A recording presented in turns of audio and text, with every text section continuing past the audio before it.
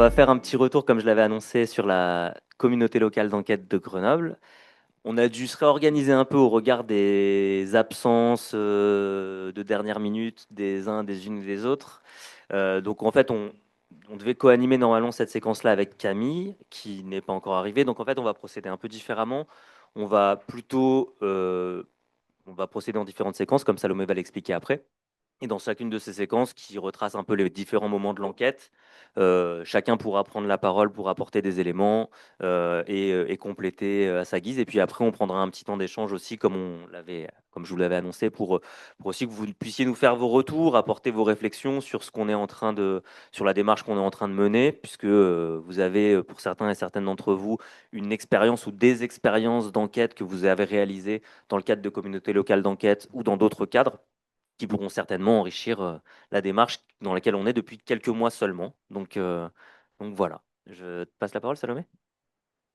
Euh, donc oui, la proposition qu'on avait et qu'on a travaillé collectivement, dont avec une partie des personnes qui sont pas là aujourd'hui, c'était un peu d'essayer de dérouler la présentation du travail qui est en cours de la communauté d'enquête en 3 temps, qui sont du coup le premier temps un peu de revenir sur comment est-ce que cette communauté d'enquête elle s'est constituée, à partir de quoi, à partir de quel questionnement. Un deuxième temps plutôt sur à partir du moment où on tournait autour de cette notion de non-recours. Comment est-ce qu'on l'appréhendait collectivement? Comment est-ce qu'on le comprenait? Quel débat est-ce que ça a soulevé aussi entre nous en termes de compréhension, de problématiques, etc.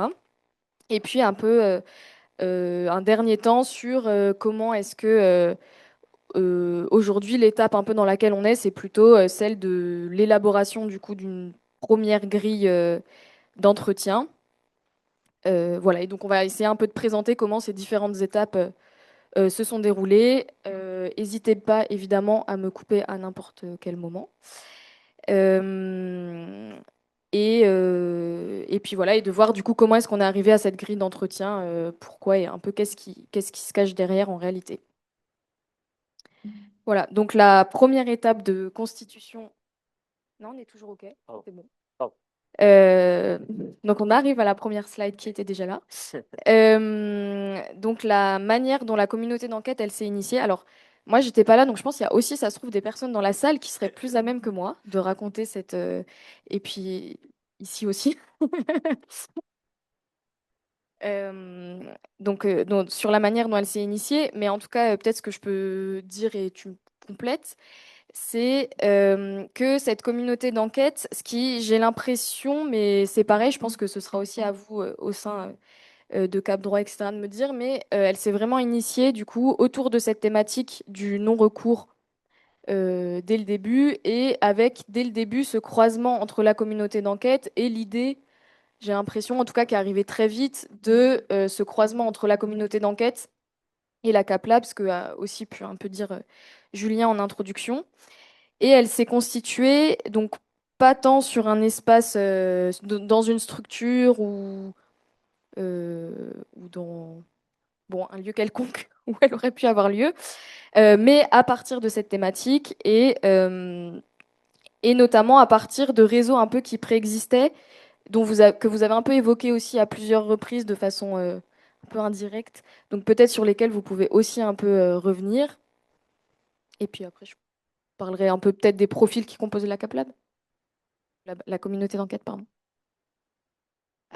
Oui, alors ça c'est ma représentation de l'histoire, on va dire, hein. D'accord, ma traduction de l'histoire, ça ne veut pas dire que c'est la bonne, hein, mais j'aurais envie de dire cette communauté d'enquête, pour moi, où est-ce qu'elle s'initie? Et c'est toujours d'ailleurs un exercice difficile de savoir à quel moment on démarre la communauté d'enquête. Je crois qu'on se la pose dans différentes communautés d'enquête. Donc nous, on en a une sur Lyon, mais il s'avère que il y a quelque temps, donc il y avait le collectif Soif de connaissances, donc que j'ai évoqué tout à l'heure, hein, donc avait été à l'époque créé entre autres ex-Océlia, on va dire, donc le SSE, Odenor, l'IFTS, donc qui est là où on sera demain, qui est devenu Océlia. Et à ce moment-là, la phase, comme on l'a dit tout à l'heure, Julien avait la chair.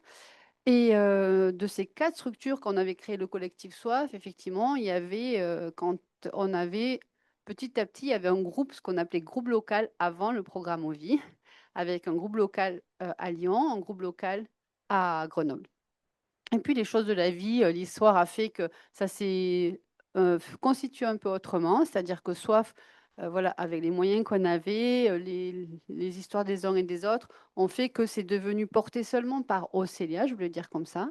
Et ça c'est, et puis le groupe de Grenoble, petit à petit, en termes de personnes engagées, a diminué. Et donc on est resté centré sur Lyon, mais avec encore un petit signe à Marika, à qui on rendra hommage ce soir. Marika qui était engagée dans le collectif Soif, qui était engagée dans Cap Droit et qui était plutôt située sur Grenoble et qui avait cette volonté-là de constituer peut-être de nouveau un groupe sur Grenoble avec une autre idée, c'était que Soif était engagé plutôt ce que j'appelle le public grande précarité.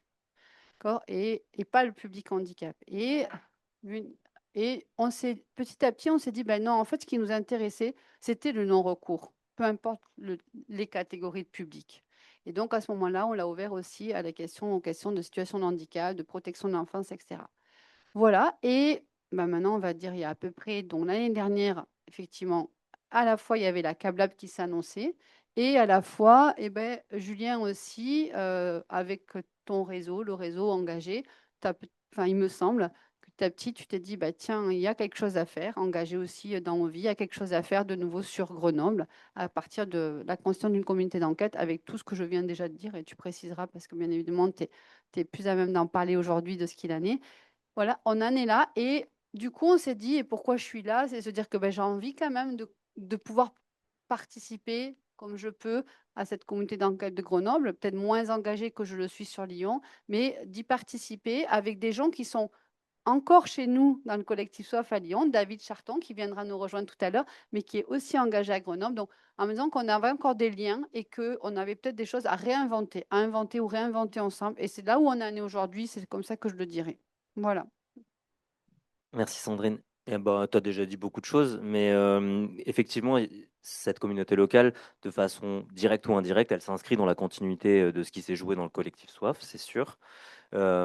Collectif Soif qui, au départ, avait vocation à créer des contenus de formation à destination des professionnels ou des futurs professionnels des métiers du médico-social et du social, et qui, au fur et à mesure des années, s'est mis à faire de l'enquête pour produire de la connaissance par le biais de la recherche. Je profite pour faire un petit coucou à Gabriel, qui a coordonné l'une des démarches d'enquête notables du collectif Soif de connaissances. Et juste pour revenir sur cette histoire, c'est qu'au moment où je me retrouve embarqué à la suite d'Elena dans le programme OVI, très tôt, on me dit deux choses. On me dit qu'il faut très tôt, on me dit il va falloir organiser cette Cap Lab, qu'on est un peu en retard pour le faire d'ailleurs, et qu'il faut se dépêcher. Et l'autre chose, c'est de me dire que l'un des éléments qui peut être aussi important et intéressant dans le cadre du programme OVI, c'est la constitution d'une communauté locale d'enquête et qu'il faut absolument que je rencontre Marika parce que ça lui tient à cœur, qu'elle veut en organiser une à Grenoble et qu'elle n'arrive pas à initier les choses toute seule de son côté. Et quand on se rend compte avec Marika, que je ne connaissais pas jusqu'alors, même si elle était impliquée dans le collectif Soif, elle me dit, voilà, moi ça m'intéresse de monter une communauté locale d'enquête autour de la question du non-recours. Mais surtout, ce qui m'intéresse, c'est que ça ne soit pas centré handicap. L'intérêt du programme OVI, c'est justement d'être passé de Cap Droit, qui était très tourné sur le handicap, à une démarche qui s'intéresse plus largement aux autres formes de vulnérabilité, perte d'autonomie, vieillissement, mais aussi précarité sociale, etc. Et donc l'intérêt, ça serait de réunir des gens qui sont concernés par ces différentes formes de vulnérabilité et qui sont intéressés collectivement pour réfléchir à la question du non-recours. Et c'est comme ça qu'on s'engage dans cette démarche. Et comme le disait justement Salomé, c'est pour ça qu'à la différence d'autres démarches de communautés locales d'enquête qui sont inscrites dans des établissements, qui prennent la suite de groupes déjà existants. Là, pour le coup, on s'est appuyé sur, en partie, des personnes qui pouvaient se connaître dans le cadre de collectifs préexistants tels que le collectif Soif, mais également des personnes qui étaient impliquées déjà dans OVI ou dans Cap Droit à d'autres niveaux, mais aussi de nouvelles personnes. Et donc, finalement, c'est autour de cette question que s'est constitué un espace de réflexion collectif dans lequel on s'est engagé, on a pris place de façon différente les uns les unes et les autres, avec, tu le disais à la fin de ton intervention, mais avec aussi quelque chose qui est de se dire que on n'avait pas envie que ça soit quelque chose de fermé, fermé dans le sens où les personnes peuvent rejoindre la dynamique à tout moment. D'ailleurs, celles et ceux qui sont intéressés pour faire partie de la communauté locale, même à partir de demain, ben, c'est possible.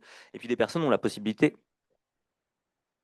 Oui. Je vais faire mon commercial. Ah mais je veux bien finir et tu feras le commercial après. Mais aussi avec la possibilité de pouvoir venir de façon épisodique quand on peut. On n'est pas obligé d'être là tout le temps. Moi le premier d'ailleurs, je suis pas là présent à toutes les réunions à tous les moments où se réunit la communauté locale. Et je viens quand je peux, j'apporte les éléments que je peux, j'essaie de contribuer à la hauteur de mon temps et de mes disponibilités. Et on peut partir aussi quand on peut pas. Il y a des personnes qui étaient là au début alors que ça fait seulement quelques mois, on a démarré en octobre et qui ont dû partir pour plein de raisons diverses et variées et qui seront remplacés par d'autres. Donc voilà, l'idée c'est d'avoir quelque chose d'un peu fluide, un peu dynamique et c'est comme ça qu'on veut travailler sans non plus être trop se compliquer la tâche et compliquer la tâche des gens. Florian, vas-y. Et c'est vrai que dans cette communauté d'enquête, moi, le premier, je voulais l'intégrer parce que je me considérais pas très loin. Mais en fait, je me suis rendu compte que même 3 heures de transport, plus les aléas, je suis venu une fois, je suis arrivé avec 30 minutes de retard. Donc j'ai dit j'arrête. Et j'ai continué à distanciel. Peut-être que je vais me réorganiser pour intégrer ça parce que le non-recours, j'ai fait un pas de côté grâce aux propos de Marika.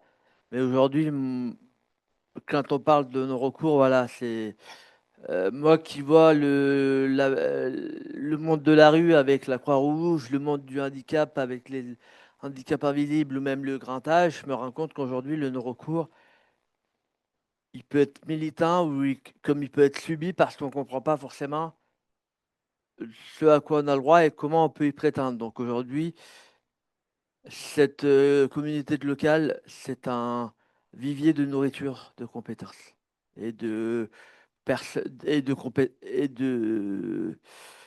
et de personnes. Et on a vu aussi qu'on avait des gens très très engagés, qui fait qu'on avait du mal à trouver nos plannings pour tous être disponibles en même temps. Je ne sais pas si je me trompe. Et un dernier petit mot, là, je prends la casquette de président de Cap Droit. Avant, les communautés, on n'était pas obligé d'être adhérent à l'association Cap Droit. Mais aujourd'hui, je pense que si notre association Cap Droit veut être légitime, il faut qu'on soit de plus en plus d'adhérents pour avoir un vrai impact national avec des gens qui sont dans un collectif. Alors justement, alors non, on n'est pas cannibales, on ne se mange pas entre nous. Pour dire que moi, je suis dans la Drôme. Et pourquoi je me suis rapprochée de cette communauté d'enquête qui est sur Grenoble? Eh bien parce que administrativement, contrairement à ce qu'on croit, nous dépendons de Grenoble. Donc c'est ce pourquoi, voilà, connaître les mécanismes, savoir où on doit s'adresser, qu'est-ce qu'on doit faire, même si on a 2 heures et demie de route, voilà, eh bien c'est important qu'on puisse avoir accès à travers cette communauté d'enquête à cette connaissance aussi, hein, de ce qui existe sur ce territoire pour répondre à ces vulnérabilités.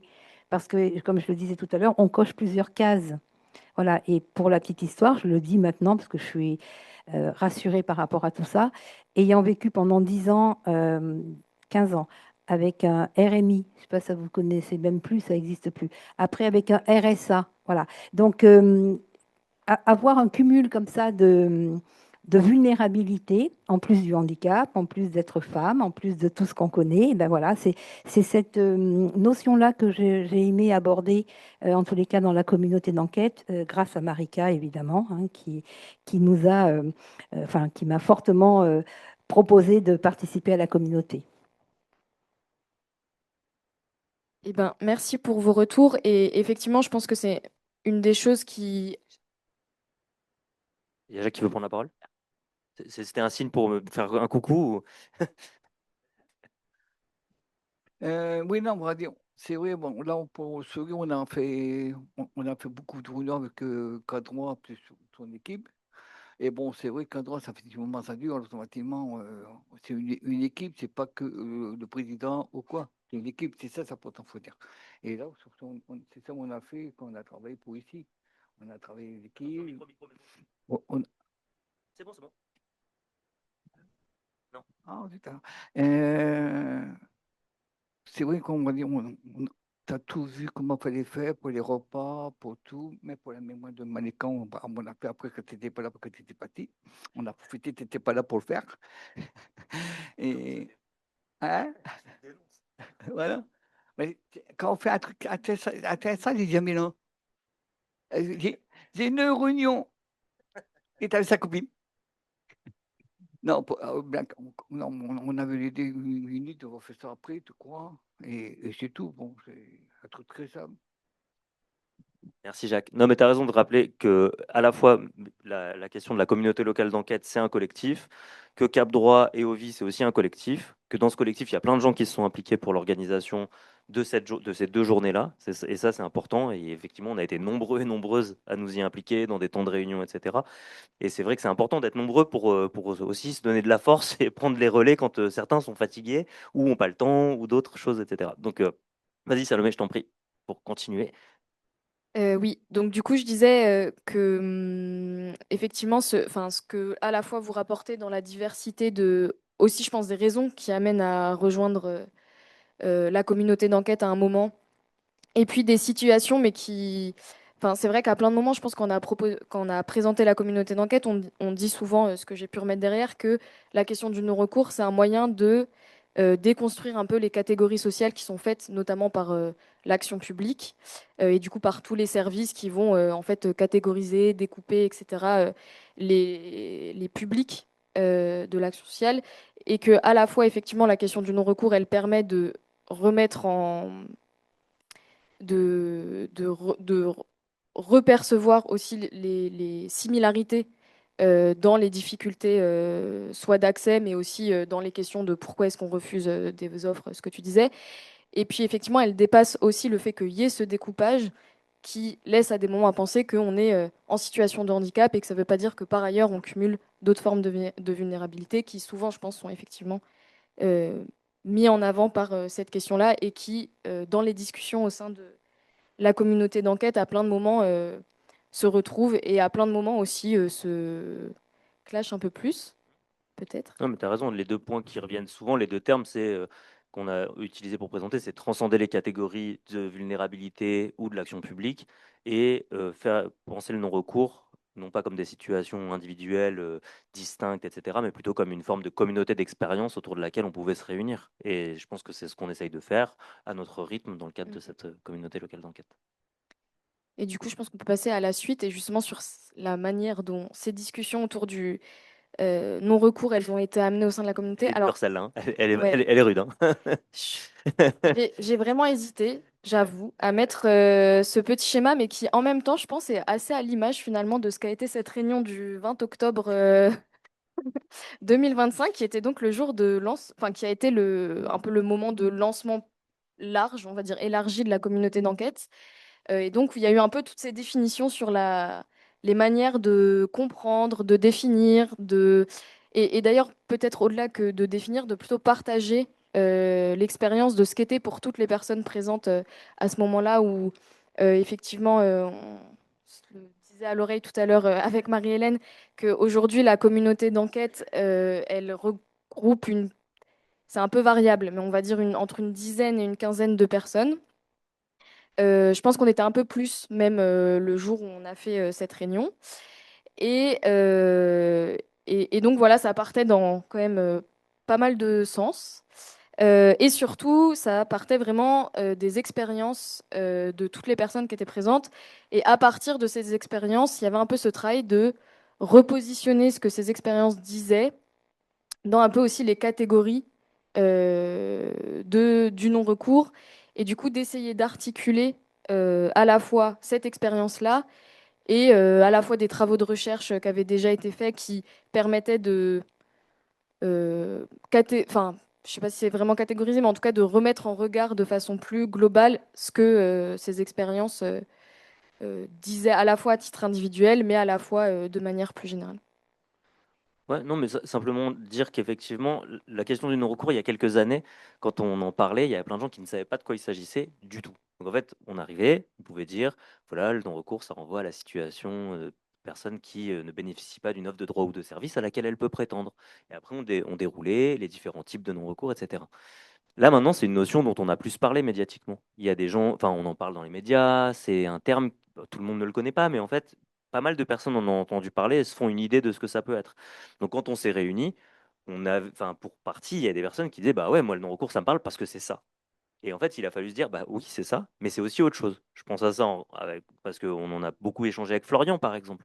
Florian, si tu m'autorises puis tu compléteras, mais nos premiers échanges dans ces temps de réunion-là, c'était beaucoup de dire le non-recours, en fait, il faut faire en sorte de lutter contre le non-recours parce qu'il faut que les personnes ils accèdent à leurs droits. Et c'était ta perspective en disant, en fait, l'objectif de la communauté, c'est de faire en sorte que les gens ils accèdent à leurs droits et de dire que le non-recours c'est mal, d'une certaine manière et pour le dire grossièrement. Et puis progressivement, au regard des échanges des uns, des unes et des autres dans le groupe, et des personnes qui disaient mais non, mais en fait, moi, je ne veux pas recourir à ça parce que je suis pas d'accord avec ce qu'on me propose et les conditions dans lesquelles on me propose et la place que ça va me donner dans la société. Et donc d'un coup, on s'est dit bah ouais, mais ça a permis de rebalayer un peu des éléments qui rejoignent la typologie du non-recours qu'on utilise au sein de l'Odénor, généralement, sur les formes de non-connaissance, de non-demande, de non-réception et de non-proposition, qui nous ont aussi permis de se dire bah, il y a plein de manières de penser ce que peut signifier le non-recours et à quoi il renvoie, d'une certaine manière, et que tout ça, ça nous ouvre à des questions qui permettent non seulement de regarder les difficultés d'accès aux droits, mais aussi plus largement les relations entre les personnes et l'offre de droits et de services et comment se joue cette relation de manière effective ou non, et ou avec des accords avec l'offre qui est proposée ou non. Après, je dirais que pour certains, moi qui ai la chance de militer dans des structures où on est sur des handicaps invisibles, le non-recours, on explique aux gens que faut pas minimiser leurs besoins, alors qu'aujourd'hui, quand j'apprends à parler avec des personnes avec des handicaps plutôt moteurs, le non-recours, c'est un acte parfois militant pour avoir la vie qu'elles désirent, pour pas être sous l'injonction d'être levé à 6h30, d'attendre telle heure pour pouvoir aller prendre la douche. Et en fait, c'est là qu'on voit que on traite tous des mêmes thématiques, mais avec des regards pluriels. Et ce regard pluriel nous appelle à faire un pas de côté et à se rendre compte qu'on a tous les mêmes besoins.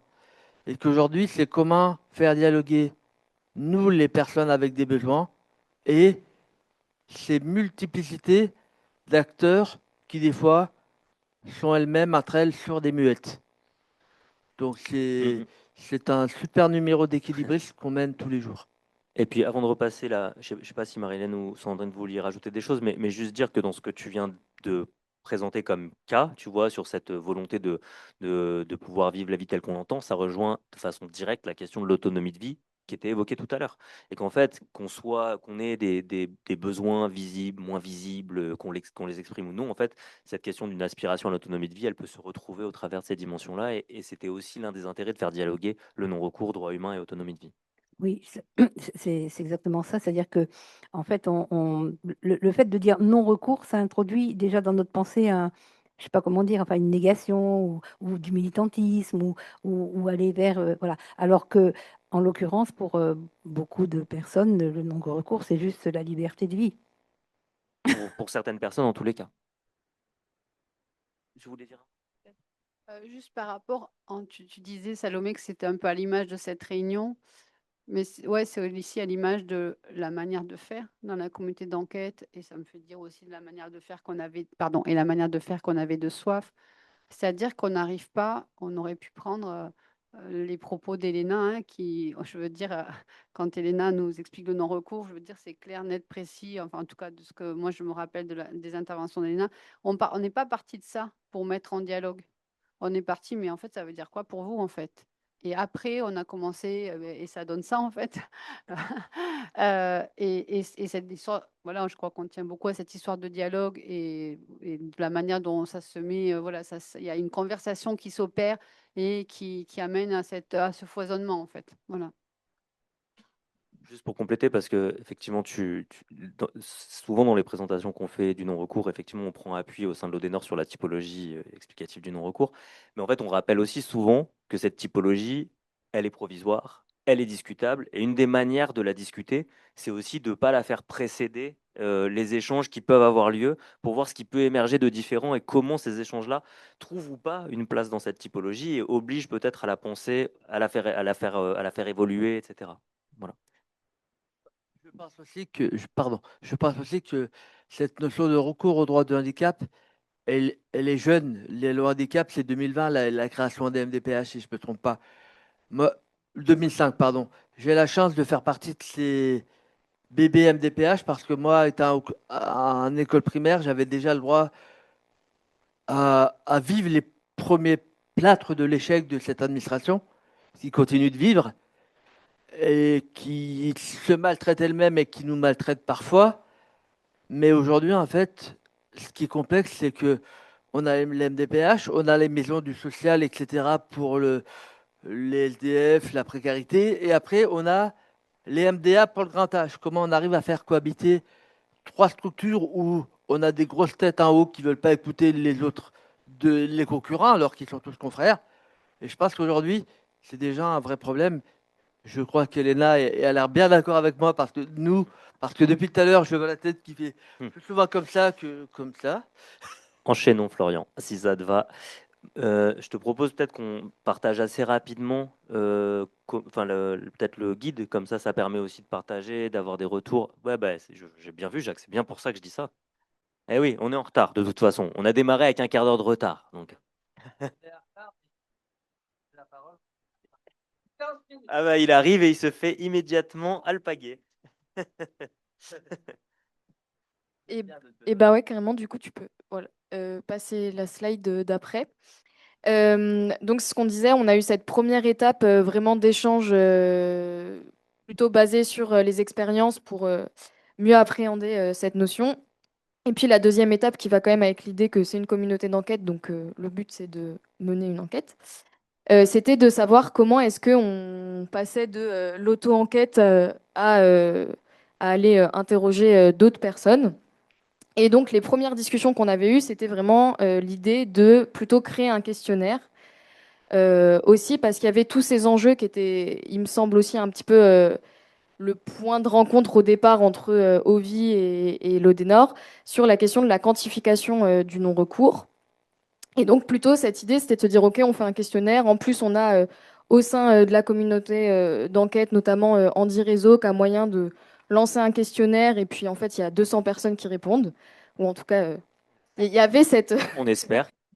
cette idée qu'en tout cas, ils avaient les moyens de le porter. Et puis en fait, au fur et à mesure, on commence à élaborer les premières questions. Notamment, en fait, d'ailleurs, c'est une personne de la communauté d'enquête qui crée un premier questionnaire en se disant, OK, ben, je fais cette base et puis on va en rediscuter.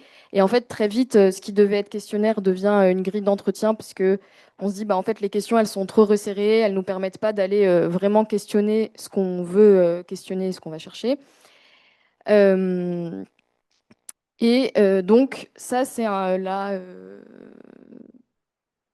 cinquième, peut-être, version, sixième, je sais pas, de cette grille d'entretien qui a évolué au fur et à mesure des réunions et des discussions. Et qui garde quand même un peu cette idée de quantification, puisqu'il y a toujours l'idée de lui associer une petite grille, un petit questionnaire qui permettrait quand même d'aller récolter des éléments. Tu veux que je complète? Ça avait l'air de- Comme tu veux. Vas-y. Bien sûr, je suis bavard. Ben, non, mais c'est vrai que ce passage de la réalisation d'un questionnaire, où on s'était dit qu'on essayait de trouver une manière de réaliser un questionnaire qui soit autant valable pour les professionnels, pour les aidants, que pour les personnes se trouvant dans une pluralité de situations de vulnérabilité, ça, c'était l'objectif initial.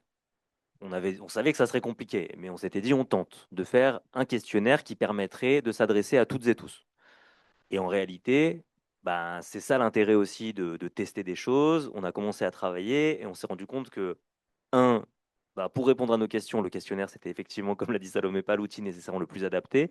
Deux, que de trouver une manière de poser des questions qui allait s'adresser à tout le monde, c'était pas si simple non plus. Donc de ce point de vue-là, le choix a plutôt été fait de se dire, dans un premier temps, effectivement, on va plutôt poser des questions qui se destinent à la réalisation d'entretiens de recherche avec des personnes et plutôt des personnes qui sont concernées par les situations de vulnérabilité dans un premier temps, avant de penser d'autres phases potentielles de l'enquête, soit sous la forme d'un questionnaire s'adressant à toutes et tous, si on arrive à le faire un jour, soit un questionnaire qui s'adresserait aux professionnels, soit des entretiens qui se réaliseraient avec les professionnels. Donc ça, c'est pour montrer aussi comment, d'un point de vue de ce qu'on avait anticipé méthodologiquement, Bah, en fait, on a testé, on a regardé entre nous, au début, on s'est dit pourquoi pas, puis en fait, en réalité, en y travaillant une fois, 2 fois, on voit bien qu'on n'arrive pas à faire en sorte de trouver une forme de questionnaire qui soit convaincante pour nous collectivement. Donc voilà, puis c'est aussi ça, une expérimentation, on part pas avec, des certitudes là-dessus, et puis on est prêt à réajuster, puis c'est pas dit qu'on le refasse pas encore. Ah, si tu pas de micro, on t'entend pas, Florian. Je pense que cette question d'enquête et de questionnaire, elle est complexe parce que on peut avoir la barrière de la langue, la barrière du lieu où on fait l'enquête avec la personne, les handicaps, et aussi de comment on peut prendre note. Parce qu'aujourd'hui, quand on fait l'enquête, je pense qu'on va essayer de faire comme ça, c'est qu'on veut essayer d'avoir des personnes concernées présentes pour faire l'enquête. Aujourd'hui, pour un chercheur, écrire en même temps qu'il entend, c'est facile, entre guillemets. Et par contre, pour une personne concernée, peut-être que si c'est la personne concernée qui va faire l'enquête, peut-être qu'il faudra enregistrer tout ça. En fait, c'est un mix entre plusieurs typologies de manières de faire l'enquête et plusieurs typologies de restituer tout cela. Et je pense que ce soit la communauté ou Ovi en général, c'est un projet qui est qui s'est presque très peu vu dans la recherche. Donc en fait, on est en train de formaliser des innovations, je pense. Pardon pour les petits apartés, mais on avait besoin de se remémorer voilà, l'origine des travaux. Ma question était, j'avais oublié qui avait fait le premier Zesa. Et donc, voilà, pour se dire aussi, c'est pas rien, en fait, d'où est parti le premier guide et comment derrière, après, on l'a fait évoluer, etc., etc. Peut-être on peut juste, si ça te va, de dérouler un peu les questions telles qu'on se les pose maintenant, tout en se disant que c'est provisoire et qu'il nous reste en fait peu de temps. On a pris de toute manière un quart d'heure dans la vue. Donc, mais si on les liste, parce que je suis pas sûr qu'elles soient lisibles, que tout le monde puisse lire. Donc, on peut les lire peut-être tranquillement et puis prendre un temps d'échange derrière. Et puis voilà, ça te va? Ça me va. Par contre, ça te va de les lire parce que je pense que toi, tu les as sur l'ordi aussi ou pas? Ben, ouais. Alors, je vous lis quelles sont les questions. Alors, il y en a une quinzaine, il y a 15 questions, donc je vais les lire tranquillement. Si vous les comprenez pas, vous me faites signe et puis je les reprendrai. Ok. Il me semblait que tu avais imprimé aussi. Donc, bah, comme tu veux, si tu préfères les lire toi. Alors, la première question, c'est pour vous, c'est quoi le non-recours? Une question large. Deuxième question, bénéficiez-vous de tous les droits ou services auxquels vous avez droit, auxquels vous pouvez prétendre? Si oui, lesquels et pourquoi? Troisième question, est-ce que vous vous informez sur vos droits? Si oui, comment? Sinon, pourquoi? Quatrième question, y a-t-il des choses que vous ne comprenez pas au sujet de vos droits? Si oui, lesquelles? La cinquième question, qu'est-ce qui vous serait utile pour être mieux informé sur vos droits? Sixième question, quelles difficultés rencontrez-vous lorsque vous devez ou voulez faire des démarches d'accès aux droits? Septième question, vous est-il déjà arrivé de ne pas recevoir des droits ou de ne pas accéder à des services alors que vous en aviez fait la demande? Si oui, pouvez-vous décrire cette ou ces situations? Huitième question, savez-vous quel interlocuteur interpeller pour vous assister dans vos démarches? Le cas échéant, qui? Comment cela se passe? Neuvième question, vous êtes-vous déjà rendu compte que des droits ou des services auxquels vous étiez éligible ne vous avaient pas été proposés par des professionnels? Si oui, pouvez-vous décrire cette ou ces situations? Dixième question, vous êtes-vous déjà senti illégitime, gêné ou mal à l'aise à recourir à un droit alors que vous rentriez dans tous les critères? Onzième question, est-ce que vous vous êtes déjà retrouvé dans une situation où vous avez refusé de recourir à vos droits? Pouvez-vous me donner un exemple? Pourquoi avez-vous refusé? Douzième question, est-ce que vous vous êtes déjà retrouvé dans une situation... Ah, il y a deux fois la même, en fait. Deux fois ouais. Donc, douzième question, euh, que sont selon vous les droits humains? Raccroché avec la question du programme OVI. Treizième question, que signifie pour vous l'autonomie de vie? À nouveau, pour mettre en dialogue ces questions-là. Et dernière question, quel lien voyez-vous entre la question du non-recours et celle des droits humains et de l'autonomie de vie pour nourrir aussi notre réflexion plus générale sur cette articulation? Voilà en gros. Je vois qu'il y a des questions. J'ai vu Chantal. Je vais déplacer le micro. Là, j'y vais. Je te laisse. Je te passe. Non, non, mais c'est bon, c'est bon. Ah, Je passe la parole. Faut lui dire bravo, il a tout organisé hier soir à la salle. F2. Chantal en premier. Merci, merci. Je voudrais revenir sur la question 2. Bénéficiez-vous de tous les droits ou services auxquels vous avez droit? Je ne sais pas. Donc, je ne peux pas répondre.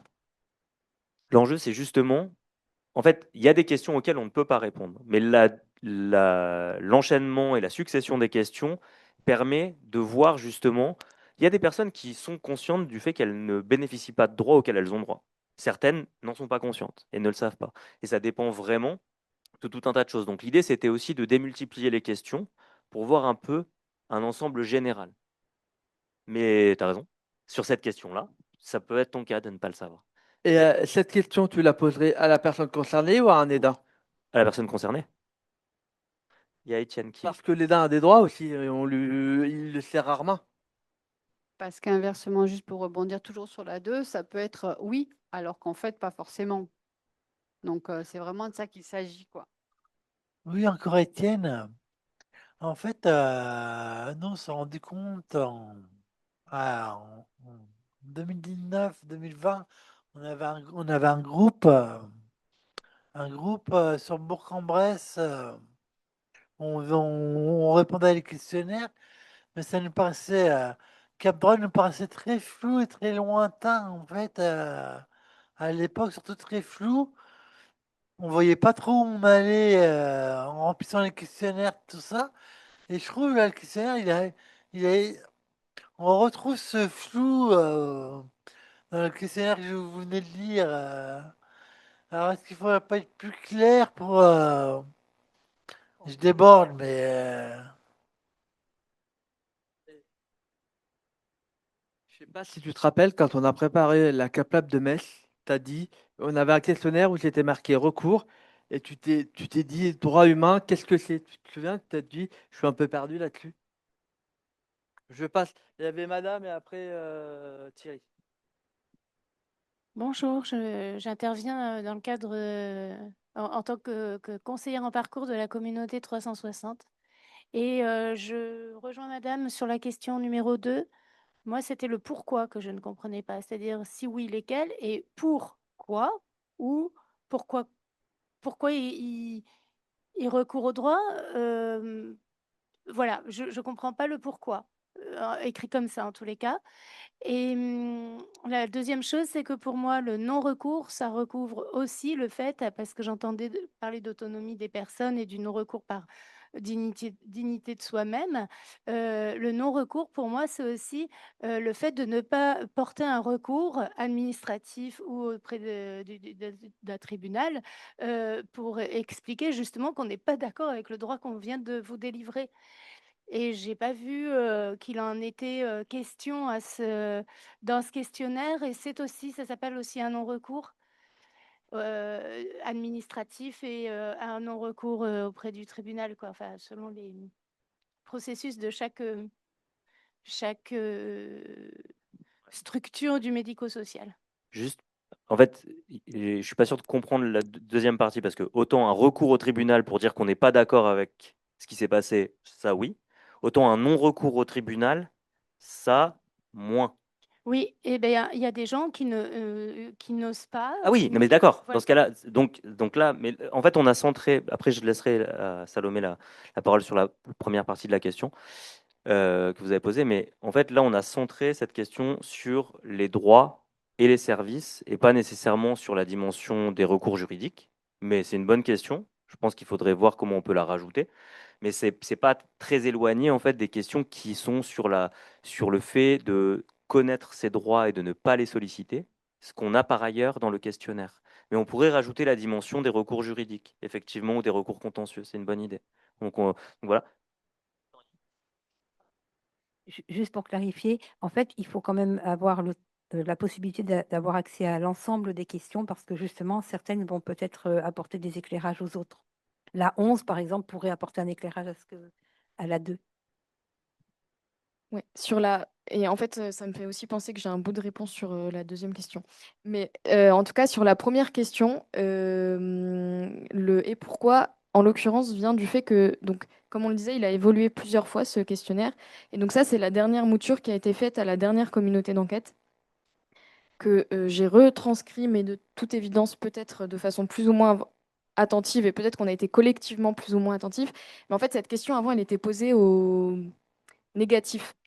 Donc c'était, bah, attendez, en fait, je l'ai sous les yeux parce que je n'avais pas imprimé la bonne grille qui est passée ici. Donc en fait, avant la question, c'était, pensez-vous que vous ne bénéficiez pas de droits ou de services auxquels vous avez pourtant droit? Si oui, lesquels et pourquoi? Ce qui, du coup, effectivement, le pourquoi paraissait un peu plus évident. Ouais, et juste sur la partie, ça marche pas du tout ces feuilles. Sur la partie de la question des droits, je pense que ça décale un petit peu quand même la discussion, mais je trouvais ça pas inintéressant de le noter. Par exemple, sur la première question, à l'heure actuelle, la question, elle pose juste, pour vous, c'est quoi le non-recours? Ce qui a été vraiment une discussion assez longue, en fait, parce qu'au départ, c'était, pour vous, c'est quoi le non-recours au droit? Je crois qu'à un moment, ça a été, pour vous, c'est quoi le non-recours au droit et au service?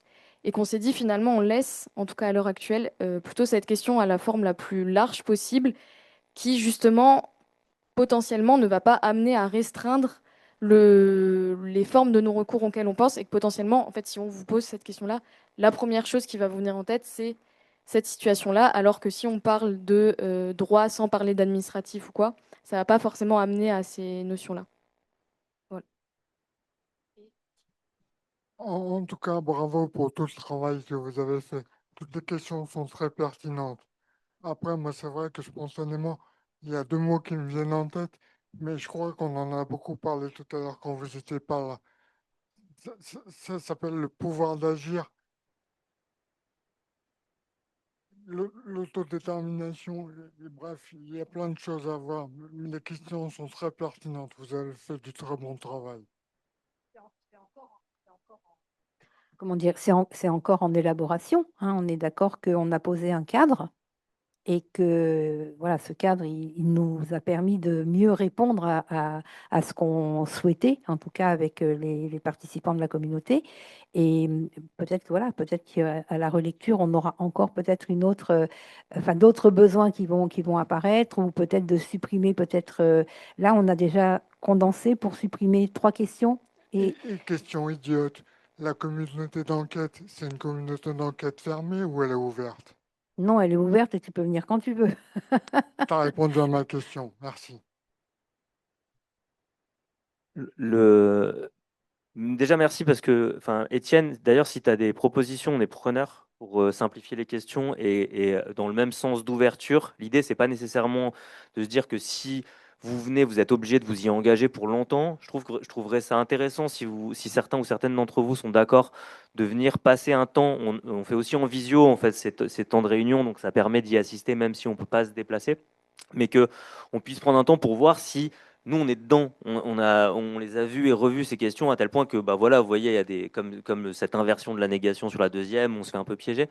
Et c'est vachement intéressant pour nous d'avoir votre regard. Donc, si vous en êtes d'accord, ça serait cool que vous veniez participer à un temps pour nous dire, bah en fait, voilà, peut-être ça serait plus intéressant de le formuler autrement, peut-être ça serait plus clair, etc. Donc, vous êtes vraiment les bienvenus ouais, bah ouais, mais sans nécessairement avoir l'obligation d'y revenir par la suite, mais même juste une fois comme ça pour nous aider à réfléchir à ces questions-là. L'autre chose, c'est vous dire que enfin, merci pour ces retours, pour ce que ça donne aussi comme question sur est-ce qu'il faut élargir. Je pense qu'effectivement, on s'était dit, enfin, moi j'y étais pas, mais j'avais lu le compte-rendu de ce temps-là de comment poser la question du non-recours sans cibler droit et services d'entrée pour justement que les personnes puissent librement aller vers ce vers quoi ça les oriente, cette question du non-recours.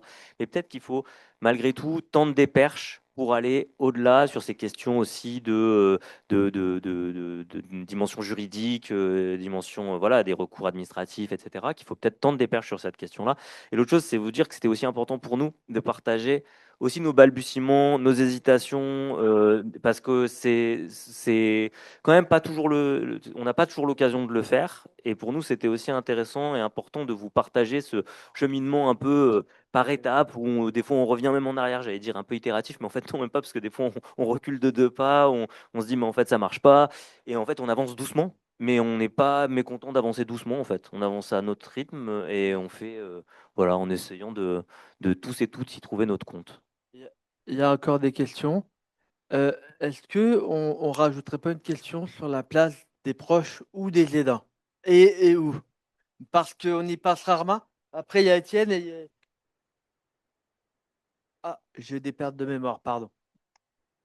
Euh, En fait, par exemple, non-recours, c'est vaste, quoi. Le non-recours, il faudrait que ce soit un peu simplifié le terme. Mais je pense qu'il y a des termes à simplifier pour poser des questions, parce que quand on parle de droit humain, c'est vaste aussi, c'est les droits de l'homme, donc c'est un peu vaste aussi.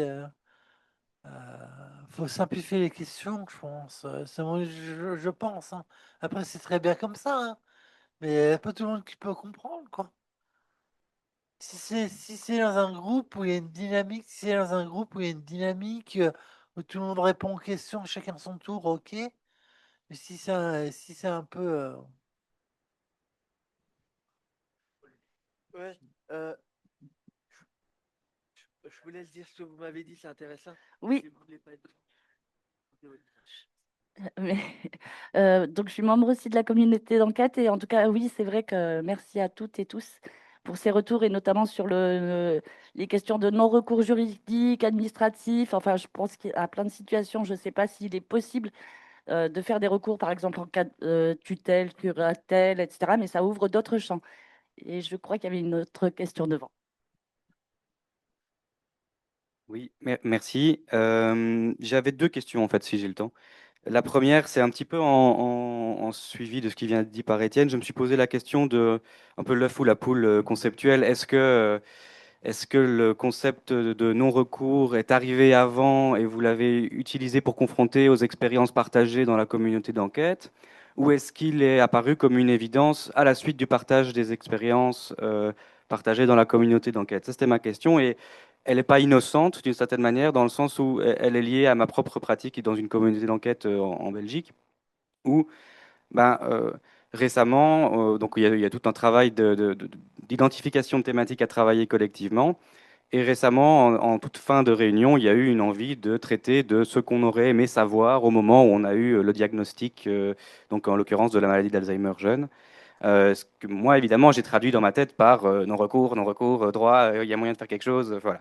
Donc, je me suis demandé aussi par la suite, est-ce que c'est pertinent d'imposer, enfin peut-être imposer, c'est pas le bon mot, mais est-ce que c'est pertinent d'utiliser cette catégorie pardon, conceptuelle face à leurs expériences? Est-ce que ça risque pas de surimposer une interprétation à ces expériences? Mais après, en vous entendant quand même, ça m'a un petit peu contredit dans le sens où le non-recours, c'est pas justement ne pas recourir au droit parce qu'on n'est pas informé, mais c'est aussi de refuser de le faire. Donc voilà, ça a un peu répondu à ma question. Mais la question sous-jacente, et j'y arrive enfin, c'était est-ce que je peux utiliser le questionnaire dans le cadre de ma communauté d'enquête, ou est-ce que c'est un objet non partageable puis je pourrais tout à fait m'inscrire dans ce cheminement itératif d'apprentissage et essai-erreur également. Donc voilà, bien sûr. Non, je sais, je sais pas encore. J'adore la question belge, l'œuf ou la poule. Alors, bah, je commence et vous complétez, hein. Merci, merci Simon. C'est cool aussi de pouvoir échanger entre communautés d'enquête, c'est top.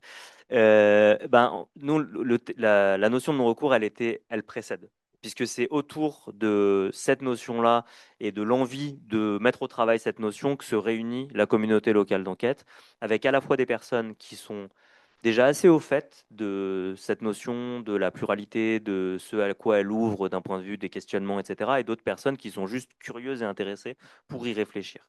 Donc on part avec des points vraiment, des positions assez différentes les uns les unes et les autres dans le groupe, mais le terme précède.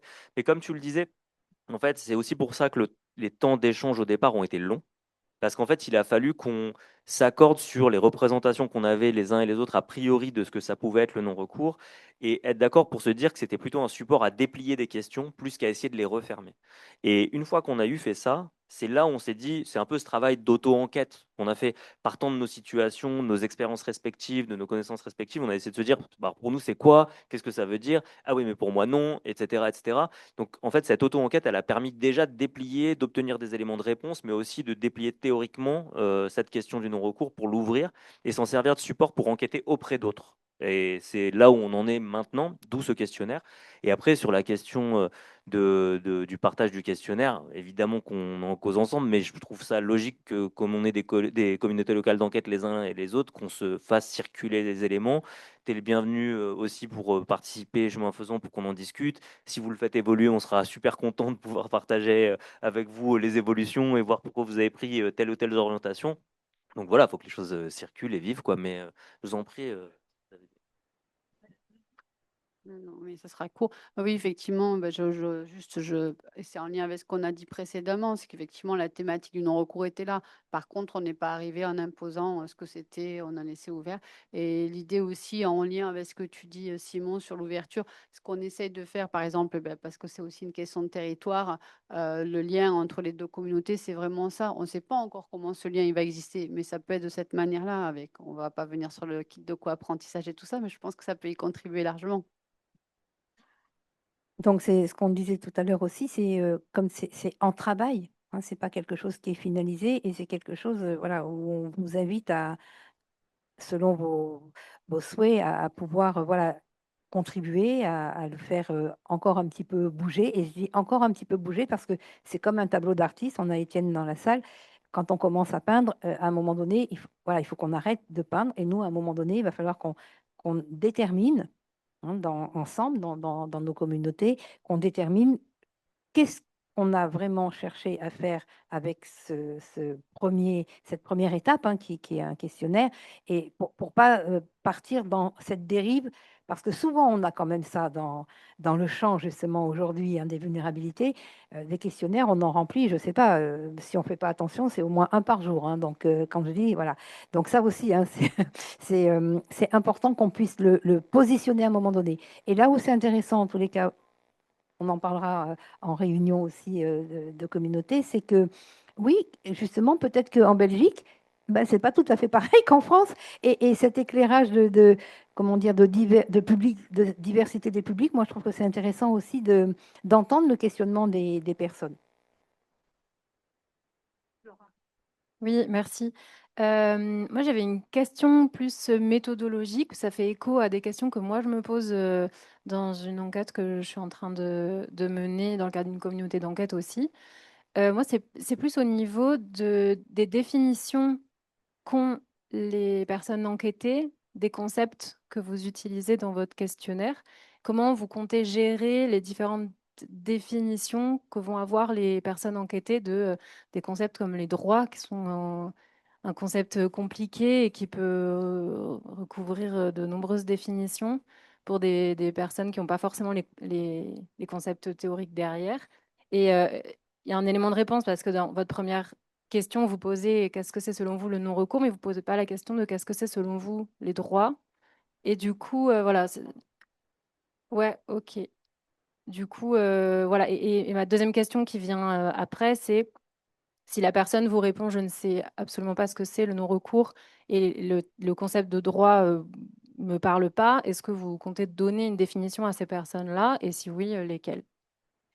Alors, je vais juste rappeler quelque chose qui s'appelle l'accessibilité. Hein, c'est quelque chose qu'on oublie. Et là, d'ailleurs, on n'est pas très bon, mais c'est pas, il n'y a pas qu'ici qu'on n'est pas très bon. En France, on n'est pas très très bon dans l'accessibilité, c'est-à-dire qu'on pense tous la même chose. Alors, on est loin de penser la même chose. Et tout à l'heure, je l'ai dit en préambule, la sémantique, elle est importante. Tu vois bien que la manière dont ces questions sont tournées, oui, effectivement, c'est des mots qui ont été choisis par les personnes elles-mêmes.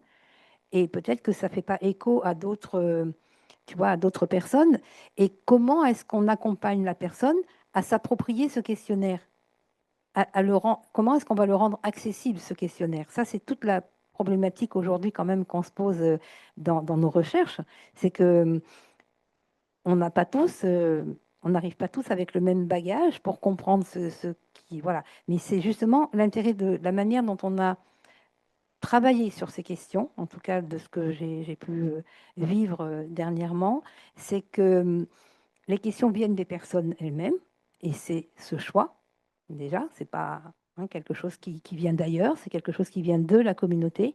Et à quel moment on va pouvoir permettre à ces questions d'aller vers vers le public et vers un autre public pour qu'il puisse se l'approprier.